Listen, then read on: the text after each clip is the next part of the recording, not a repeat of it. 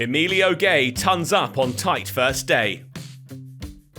Kent look to have turned a bit of a corner in recent weeks, finally picking up their first win of the campaign and then digging in for a battling draw at the Kia Oval last time out. They host Northamptonshire, one of the last remaining winless sides in Division 2.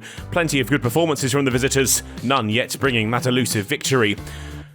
As across the tournament, in scorching conditions, Northamptonshire elected to bat after winning the toss, but Kent struck with the first ball of the match. Vasconcelos out caught behind off Quinn.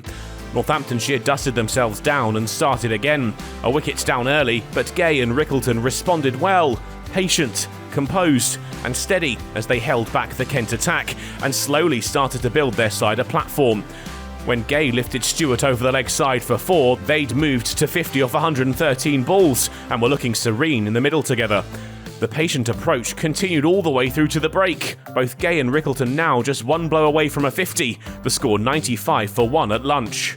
It didn't take long for the visitors to move to 100, 2 off the bat of Rickelton sufficient as the afternoon session got underway. Another couple from Rickelton moved him to 50, scored off 86 balls, a crucial knock following the first ball departure of the skipper. It was 50 and out. Rickelton prodded at Milne's delivery but could only nick through to Billings for 55. With Rickelton now watching on from the dressing room, Gay followed him to 50 with a single off Stewart. It was scored off 108 balls. Gay wasn't finished there. He kept going, now with Proctor alongside him, and Kent were forced to work hard to try and create what had become diminishing opportunities. 100 was his with 2 off Lind, a punch of the air almost as soon as he connected with the ball, just his second ton in first-class cricket.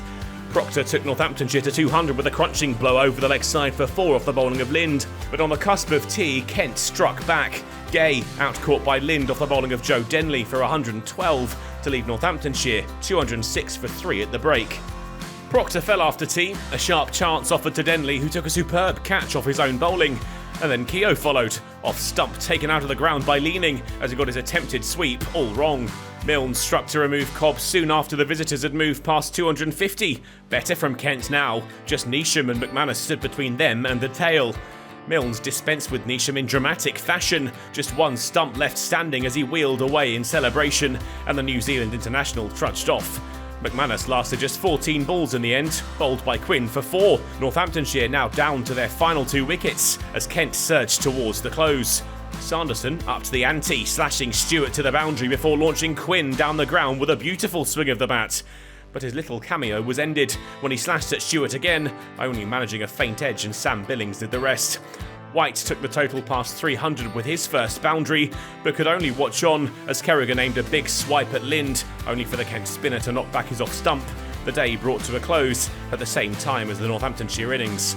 Emilio Gay had starred for the visitors with his 112, but Kent had pounced when given the chance. Milne's finishing with 3 for 47, and their efforts with the ball meant that there's little to separate them after the opening day at the Spitfire ground.